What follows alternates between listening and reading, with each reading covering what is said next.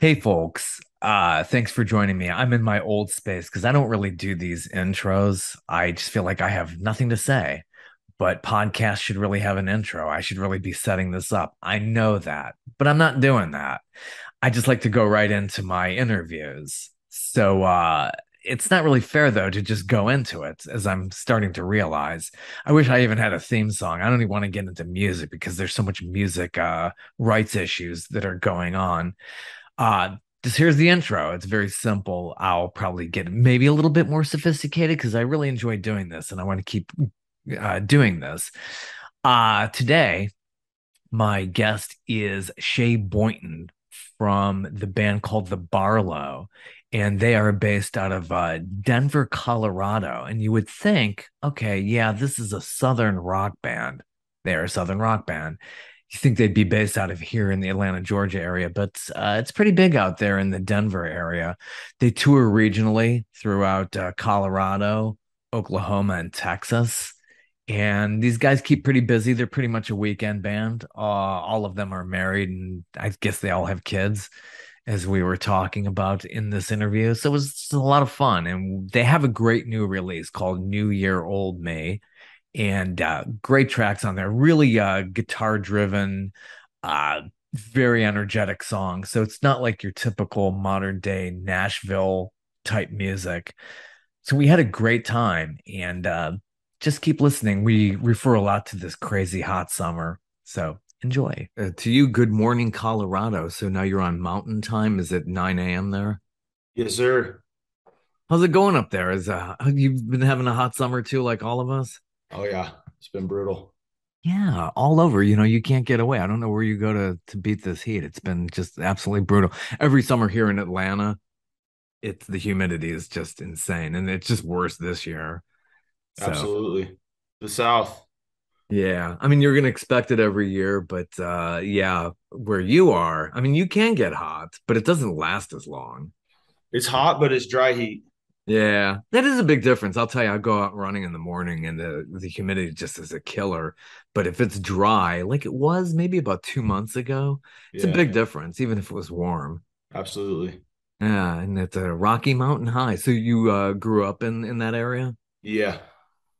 Very Yep. cool. Yeah. Um, are we kicking off? Yeah, yeah, Okay. absolutely. Gotcha. Yeah, um, it's free form. This is jazz, so I like to start recording intros for this thing too, but it's like I don't know if I have much of a life to say very much before all this, so yeah. I should do Yeah, that. no, I grew up here more or less. I'm actually originally from Maine Oh, and cool. Wow. I moved out here as a kid in 91. Hmm. And parents split up. Dad went back to the Northeast. My mom stayed. I kind of bounced back and forth in between here and there. I counted it up one day. I think I went to like 7 or 8 different schools, something like that. We moved a lot, and Sometimes that's an advantage though. Like I grew up, I just stayed in the same schools and I felt kind of sheltered, but that probably took get you to get out of your comfort zone. yeah, yeah. I mean, you make friends quick, right? Yeah. And you never meet a stranger, I guess. Um, but yeah, I mean, I think it helped form, how I approach people, and it's very formative. But yeah, so we kind of bounced back and forth, and then through high school, um, and then after high school, I went back to Maine for a couple years, just to surf and work. My father's a carpenter, and I worked under him, just banging nails, making sawdust, framing houses, all kinds of different stuff. And eventually came back here. I got married to my high school sweetheart, and we had 2 kids. And yeah, it's good. It all is good. That's what matters. You find peace after a lot of that upheaval, I'm sure, after so many years. So you probably just really want to stay in one place. I would imagine you just want to be grounded. Yeah, it's weird. I feel like I've that gypsy bug bit me at some point, and I love traveling. I love touring. Um, it's bittersweet, right? I have kids, I have a wife. We all do. And so it's Yeah. like, the guilt cloud kind of hangs over you when you go out on the road and things like that. But no, I like it. It's all a good balance. Yeah, that's nice. That's really nice. So growing up, how did you fall in love with music? Music, so as far, yeah, I mean, my whole family really plays, at least on my dad's side. My brothers play. My brother, my older brother's a phenomenal bass player. Um, my brothers play, my cousins play, my dad plays, my grandfather played. My grandfather was a jazz musician. And so it's just, it's one of those things we grew up doing it. There was always guitars around the house. My dad at one point had a small, studio in his wood shop, drums and guitars and all that stuff, and you spend enough time in the woods and it's like the old saying, you hang out in a barber shop long enough, you're bound to get a haircut, right? Oh yeah, yeah, yeah. So, Exactly. you're hanging out in the woods with really nothing to do with all these instruments around. It really was a way to pass the time. That's so cool. So what kind of music were you playing and instruments that you got involved with? Did you just teach yourself, get any lessons? I started with drums. I started with drums when I was real young. I was probably 6 or 7. And right, I mean, that's the go-to, right? It's how you get all your energy out. Um, but yeah, I started with drums and I picked up the guitar probably when I was 12 or so. And that's my first love. I love playing drums, but I think in my heart of hearts, I'm a guitar player and a songwriter. Um, but yeah, so started with drums, playing guitar, and then that's really all I play. I dabble in banjo.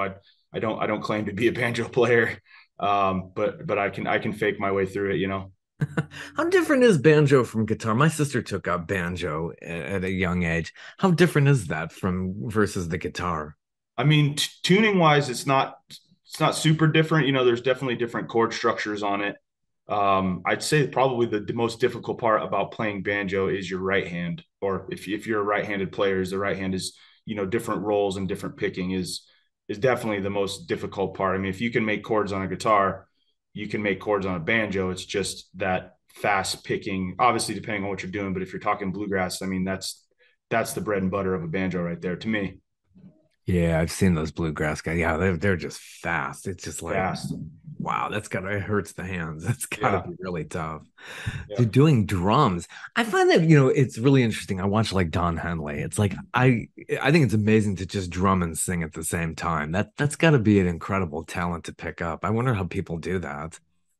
Yeah. I mean, like, and it doesn't discredit Don Henley or Phil Collins or any of those guys, but I mean, you kind of take a look at a lot of what they're doing drum wise. It's very simple when they're singing, right? They're Yeah. not they're not doing any Neil Peart fills or solos while they're singing. It's very very simple, which is serves the song for what they do. But yeah, Yeah. It's a little bit more involved with what Neil Peart has done and right. something in John Bonham. Oh my gosh. It's Yes, just the incredible man. listening to some of these guys. Yeah. Yeah, that's really neat. So do you just get back on drum every now and then? You're basically now vocal guitar with what you're doing these days. I play more drums with my son than I do, Yeah. In the band. anything musically. It's cool to be able to talk drums with our drummer. When we're writing songs or we're kind of fleshing out parts. It's nice to be able to kind of talk that talk or be able to add input or approach things like that. But yeah, I spend more time playing drums with my son than anything because he's taken to the drums and so yeah, I show them rudiments and we bang around. It's cool. Yeah, kids will do that. And it's great with music if you can pick that up very young. That comes, Yeah, you could learn things easier when you're younger. absolutely. He's a sponge. That's really cool. Yeah. Speaking of Phil Collins, his son was on the last Genesis tour. Yep, Just wow, I saw some of that video and like, wow, did he pick it up? Phil Collins is lucky he got that protege to take the spot. absolutely. That's really cool. So growing up in Denver, I know in the Denver area, or were you somewhere else in Colorado? Yeah, we were kind of always in the Denver area. Yeah, there's a lot of talent up there too. So who were you listening to growing up? I mean, early on, my dad listened to a lot of classic rock. He wasn't really a country guy. So a lot of Billy Joel, Elton John, Allman Brothers, all the usual suspects, right? Yeah. Eventually, Mike Tender.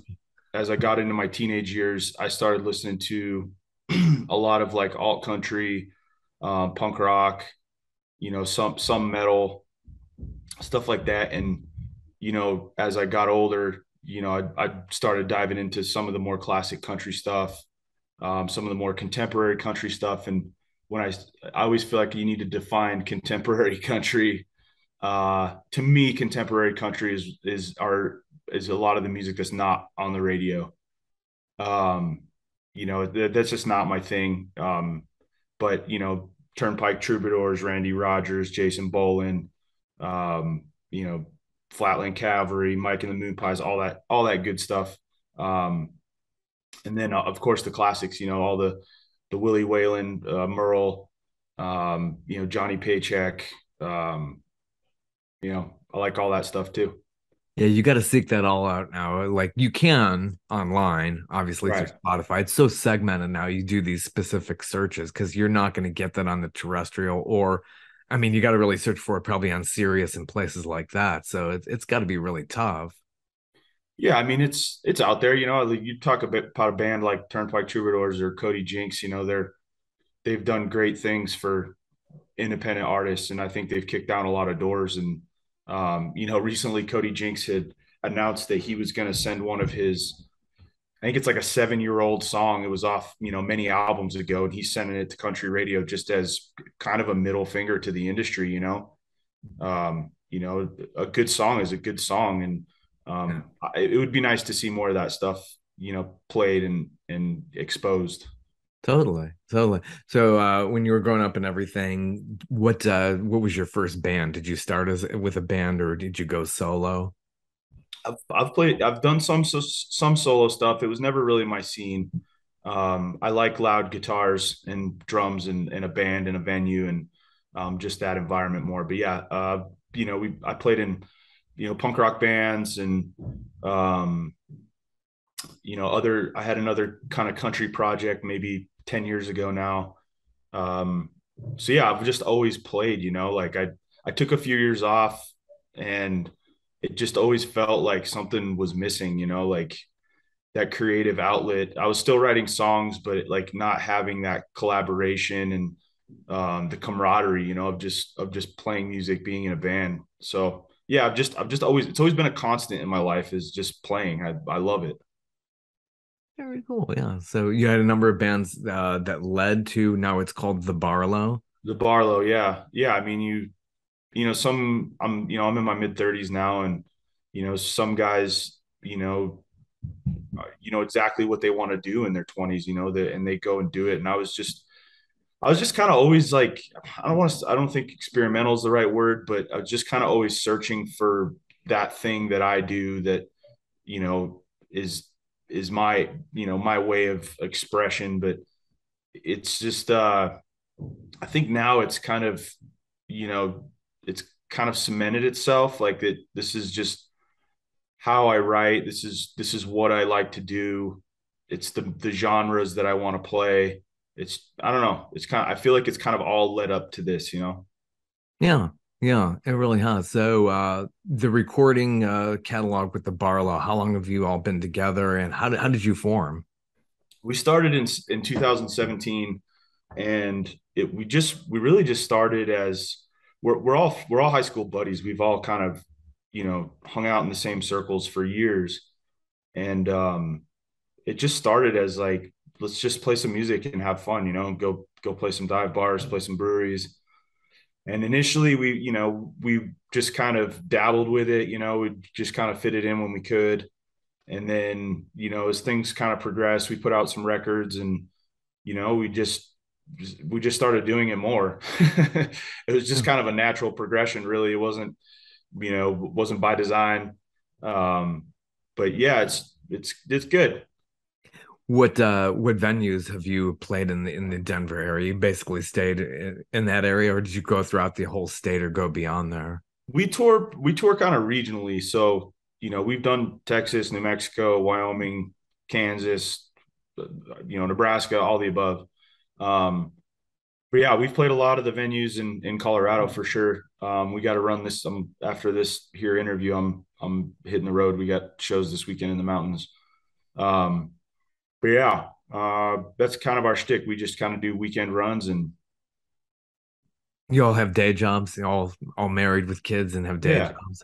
yeah. I mean, music's one of those things. It's nothing until it isn't, right? Yeah. Financially, it's just you got to feed yourself. You got to feed your family. So that's kind of that's kind of our approach until it isn't, or maybe it won't. I don't know. Yeah. Yeah. I mean, it seems like you're all in this new release. If we want to promote this, your new album, New Year Old Me. Yeah. Really, really nice package here. It got some really good originals here. So, and I know it's really tough to try to promote the originals because people do, there's so many cover bands and Hmm. people pay to see the covers. So, do you mix in covers when you're performing live at these venues? You got to. I mean, Yeah. you're playing 2, 3, 4 hour gigs sometimes, and if you just club the crowd over the head with originals for that long, it's tough. People want to hear songs they know. We've all been there. Yeah. So yeah, we try and mix in cover stuff that is somewhat well known, but it's stuff that we like playing that just kind of goes over well. So yeah, we try and mix it up, but we play a lot of original stuff. Yeah. So great album here. You got a Thank you. banjo fueled song on here called All My Days. Who's Yeah, doing banjo on this? Talking I about did the banjo. banjo on that. Yeah, yeah, Yeah. Yeah, I mean, I always try and like sneak at least a song or two each album with some banjo. I just like doing it. It's a change up. So yeah, I did the banjo. A guy by the name Dan did the fiddle out of Nashville, and yeah, we always try and add those elements to the album. We don't roll around with a fiddle player. We got a pedal steel player that jumps in sometimes. But yeah, I mean, typically it's just the four of us, and I think live we probably lean into the rock and roll side, southern rock, side of things a little more than the record, but I think it's cool. We're still true to the album, but it's still different in its own way. yeah. And this album has a beautiful cover. Who did that? New Guy Year. by the name of Stony Wayne. He's out of Denton, Texas, and yeah, we linked up on social media, and I loved his artwork. And he I don't know if he was just kind of getting started with his graphics design stuff, but um, I don't think he had done like a full album package, and he killed it. I mean, he did a great job. Like I love the artwork. No, the images on this album cover, anybody who's got this New Year Old Me, it's got some interesting images on there. Did you request to have those or you just said, here's the idea and he just went off with that? So, when most people think of Colorado, they think of the mountains, right? So Yeah. we kind of what people don't realize about Colorado is 50% of the state is mountains, maybe even less. And the rest is just eastern plains. It's just flat, dry, arid desert, right? Hmm. So that we kind of wanted the eastern Colorado theme to it. There's a lot of oil field activity, just agriculture. It's just kind of wide open space. I love that part of Colorado. Like I love the mountains too. Don't get me wrong, Yeah. but I just think the eastern. I feel like it's a place that time hasn't touched so much. That's And interesting. You don't even think about Eastern Colorado and how much, no, yeah, it's much more flat agricultural and they're drilling for oil over there. So yeah. what cities are in that section of the state?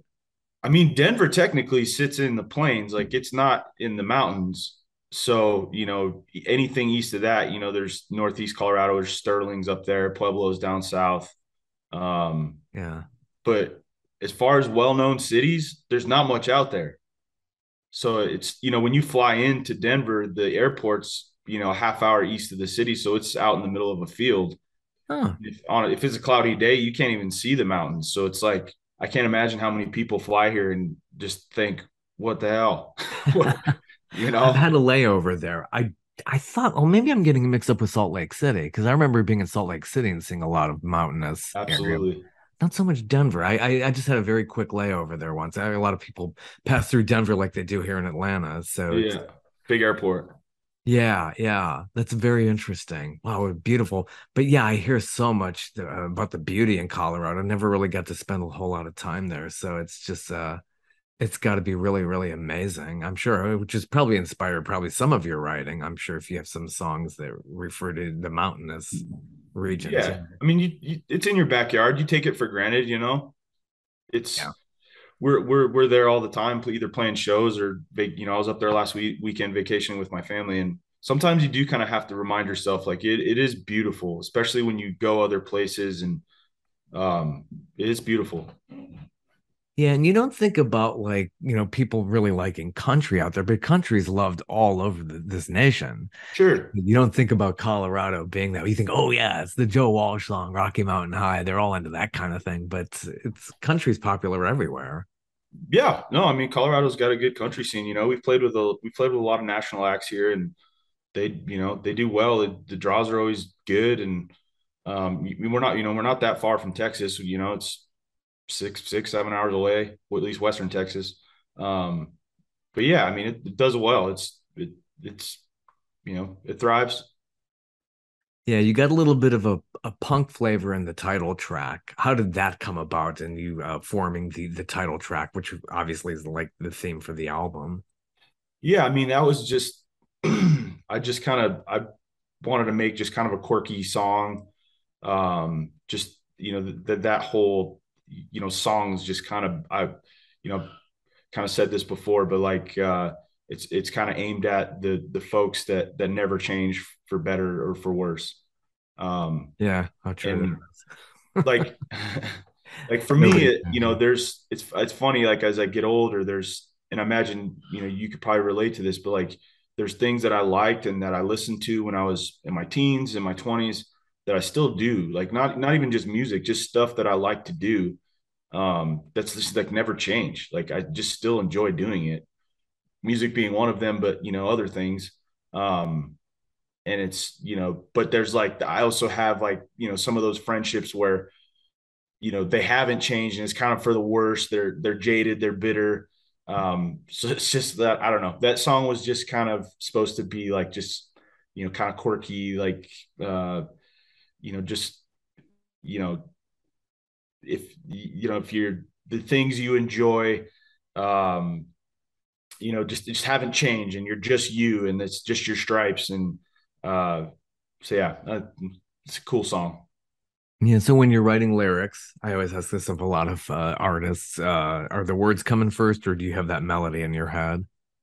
Both. I've started songs with riffs. I've started songs with choruses, with a chord pattern. um I'll take it any way it comes.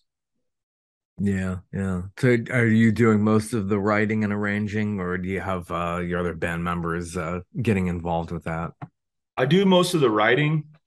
I try to bring I try to bring a skeleton of a song to the guys, because I always I want their input, but B, I think it's important for them to have their skin in the game. So I try not to bring these finished packages. This is what it is. You know, at that point you're really a singer songwriter, right? Then they're your backing band. We're not a band anymore.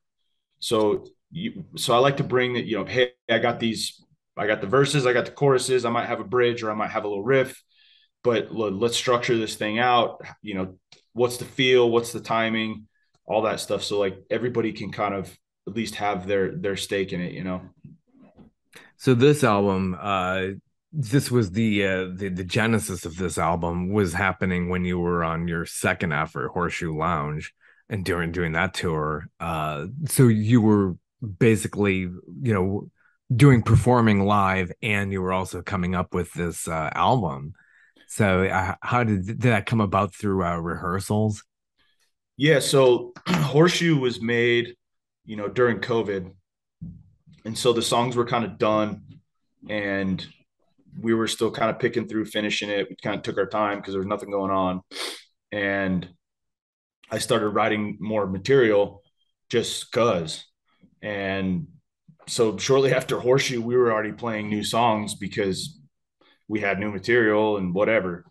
And so kind of throughout last year, I was, introducing new material, and we got towards the end of the year and we had booked some studio time. So we typically don't rehearse. We just go play. And so we actually set up rehearsal for a few weeks just to kind of flesh songs out and determine the timings and like everything we talked about. So just leading up to studio time.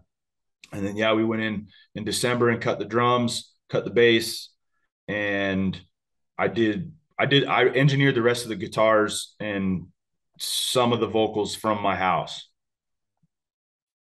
That's really cool. That's really, really cool. So putting this together, did you went to a studio called Three Studios? We did the drums and the bass at Evergroove, which is in Evergreen, Colorado. And then I cut some of the vocals over at a buddy's house just because it's easier to have somebody else run the computer and engineer while I'm just trying to perform.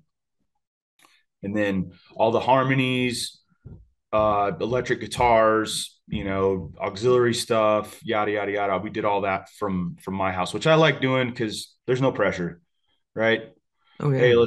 let's spend an hour jacking with this guitar tone, and we didn't lose $100, Yeah. or let's try this, let's try that, and it's really just our time.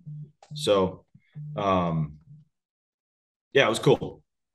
Yeah. And putting it together, did you have a pretty good mixer and did you work with files? Did people have to like, exchange files and things like that to send it in and mix it all together? Yeah, so at the end we had Evergroove mix it. I just it's not my expertise.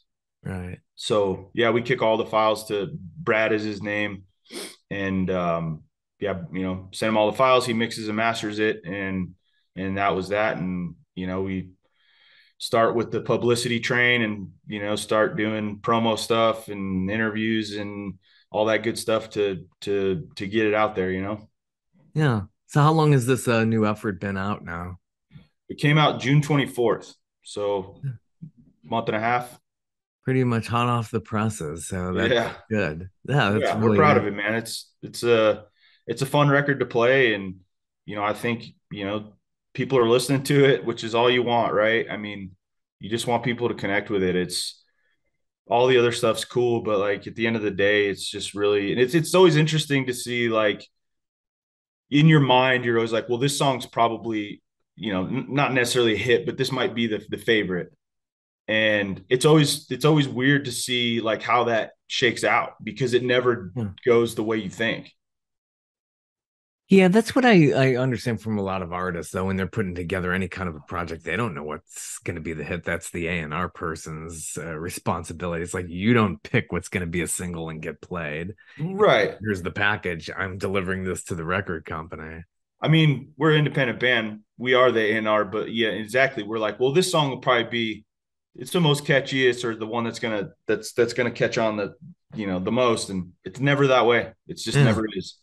Even if you're doing that all yourself and you're Yeah. not working for Sony, you're working for yourself and you're trying to do that. And it's like it's hard to really guess. I mean, you think, oh yeah, this is going to be a real catchy hit, and it's like something else that's more of the hit. Yeah, like I thought Josephine was gonna be the one. And All My Days has really been the one you referred to with the banjo. That's really been the one that's kind of, I'm gonna say, taken off, but it's done the best, Yeah. number wise. And Josephine is real guitar fueled. That really Mhm. is a Yeah. very strong track on there. So it's like you just don't know. Very true. You have some really interesting tracks on there. Shut It Down. What is the origin behind that? I really think that's an incredibly catchy one. Yeah, so we actually cut that one on our first record, and we've just been playing it live for so long that it Mm. kind of transformed, and we wanted kind of a second swing at it. Mm. So yeah, we cut it again. That was actually our drummer's brother was like, you guys should recut that song just the way you play it now, and it's more southern rock. But I wrote that years ago, back in 18 maybe. Yeah. Um, That's really interesting. And again, a lot of artists, the legacy artists do that too. I remember there's an Elton John track called Gray Seal, which ended up on Goodbye Yellow Brick Road, but he recorded that long before that. And they finally released that old version of it. But artists do that. They do. They find new life in something and maybe rearrange it. And then it becomes, something way different and way better, obviously. Man, I think you're talking Elton John, the Live in Australia album, Yeah. where he went back and redid a bunch of his early tunes. That's one of my favorite Elton records. I mean, it's just amazing. Yeah, and that's when he was having vocal issues, and maybe a year or two or three after that, he had gotten the surgery. But that orchestra that he did, that he worked with down there, is just incredible. I love the sound of that album. Yeah, Yeah, it's fantastic. Candle in the Wind had been regurgitated. It's so funny because in its original form in the early 70s, it did well. And then that live version actually ran up the charts in the 80s. And then he did the Princess Diana version, which was just like, it's amazing how much life he got out of that tune. Absolutely. Yeah, it's the gift that keeps on giving. And it's probably, a goal of every artist is to get to that level. It's just, but that's like striking gold. It's just, I Yeah. get so jealous of people like that who could just like keep living off their catalog and regurgitating things. Yep. It's really, really He's amazing. he's the man. He's one of my favorites.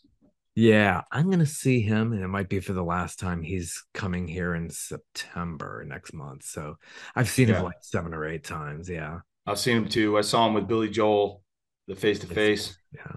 Fantastic. I Yeah. seen him with just with a piano, no band. It was amazing. He's awesome. Yeah, I saw him at a private show he did because he had spent time here in Atlanta.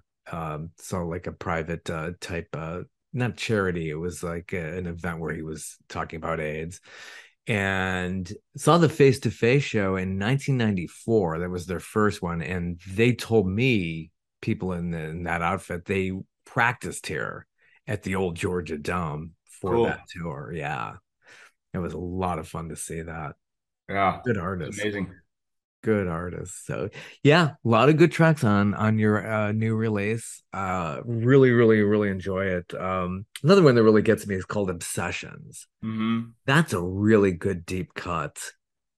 Was that Yeah. how did that come about? That one, I think I was kind of, you know, jacking with the melody on that initially. And that one was just, a Southern rock tune, just a little bit of riffage in there. Um, but yeah, I mean, that one's just kind of, without putting anybody on Front Street, somebody that I know, just kind of always struggled with drugs, and they're actually, they're from the South, but um, and just like that whole torment of, trying to get out of that.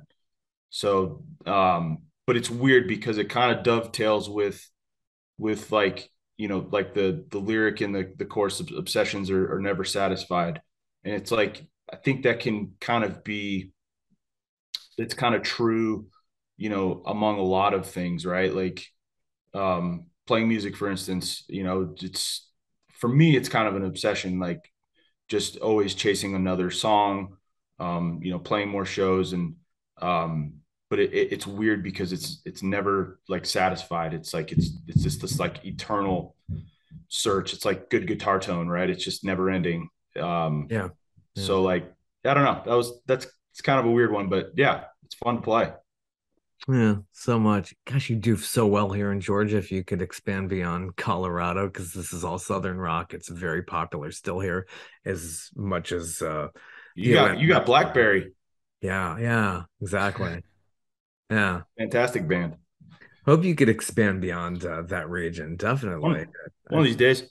Yeah, yeah. It would be, we got a lot of good venues here in Atlanta. I just promote that a lot because there's just so much great talent here, and they do very, very well. But it costs money to travel, I'm sure. And Oh man, it's brutal that right would, now. yeah, yeah. Just getting back. So yeah, I mean, just trying to get out of the whole COVID thing. How was that? I mean, you obviously didn't perform for a while, so that must have felt a little weird trying to get back up on the horse. Yeah, yeah. I mean, it always takes a minute. You know, you gotta stumble through a few. Um, but as far as like crowds and venues, it sometimes depends on where you're at. But I'd say overall, it's been pretty good. Texas is always good. You play Texas on a Wednesday, and it feels like a Friday. That's happened many times. Um, but as far as like Denver and surrounding states and stuff, like it's all been pretty good. Like we've people are out, people want to be out. I think seeing live music and being with other people again and seeing each other's faces and just it's been good. Yeah, people really did this summer, really wanted to get out, and there was what they call revenge travel. They just Yeah, like want to, we're human. We want to get out. We want to have the reactions. So, yeah, boy, yeah, it's been very, very rough. I hope we never return to that in anybody's lifetime, not just ours. But agreed. And somehow, some way, we've all been unscathed. Like playing all these bars and venues, none of us have gotten COVID. good, I don't know good. how. A couple of guys in the band have got it, but it wasn't from being on the road. But I've yet to get it, so I don't know. I don't know.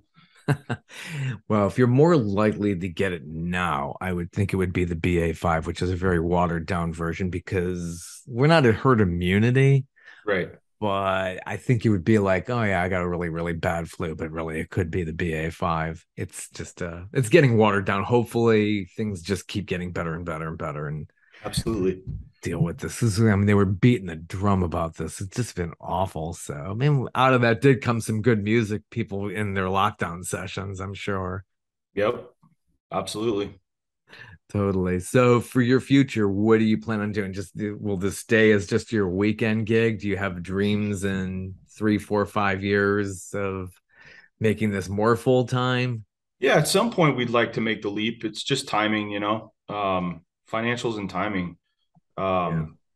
So we've got to. It's the music industry, man. It's all a crapshoot. It's all roulette. So just keep doing it is kind of our mentality. Like let's just keep playing. Let's keep pushing our music and let's keep having fun. And as long as it's still fun, and why stop doing it? Yeah. So true. So where does the name the Barlow? This is the obvious question I should have asked at the top. The Barlow, where does that come from? That comes from, so I work in the oil field, and I was living up in Northeast Colorado, a town called Fort Morgan. And I had a buddy staying with us from California. And like it's kind of a goofy story, but in California, when they describe their directions, they're like they're going to take the 10 to the 20 or whatever their highways are. Whereas here we say, I-70, I-25. um, so I was just kind of razzling him one day. He was going to the store. I'm like, oh yeah, you gonna take the 34 over to the Barlow. There's a Barlow Road in that town. And at the time we were looking for a band name, and I was just like, it's a cool name. I mean, a lot of people think that it came from the knife. There used to be a knife. I guess they're pretty sought after knives. Um, but yeah, it's just where they're just stuck. And where can we find you on the net? It's the barlowband.com. Yes, sir. Barlowband.com. It's the same for same handle for Instagram, Facebook. We're on all the Spotify's and iMusics of the world, Pandora, all that good stuff. Um, YouTube, check out the album there. It's a Google away.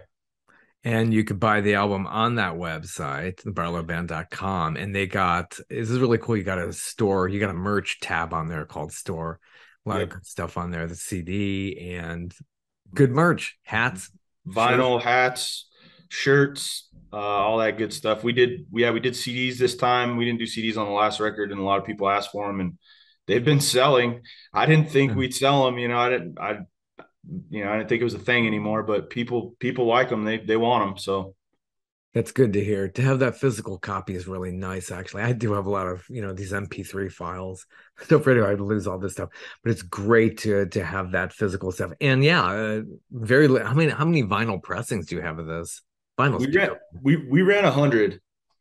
We ran a pre-sale and we sold a bunch of them. I imagine at some point we'll have to order more, but I mean, people love vinyl. Like Yeah. it's like we did a run of 100 on our last album, and they were gone. Like we thought we really did it for selfish purposes. None of the projects we had ever done, we'd press the vinyl. So we're like, we had a little extra money. We're like, let's press a vinyl just to have it. And we thought we'd sell like 15 of those things, and they're gone. Cool. So Wow. people like them, especially at shows. People buy them and we sign them, and it's cool. Yeah, like you said, it's a package. It's tangible. It's cool. Nice, nice. Well, get this new CD or LP and great songs on there. Mile Marker Blues, another one that really stood out for me. Great Thank tracks you. on here. Thank you. Absolutely. Well, it's been very fun speaking with you this morning and best wishes on everything. Yeah, thanks, Bob. Thanks for having me. Take care. Take Have a good care. one. Bye bye. Bye.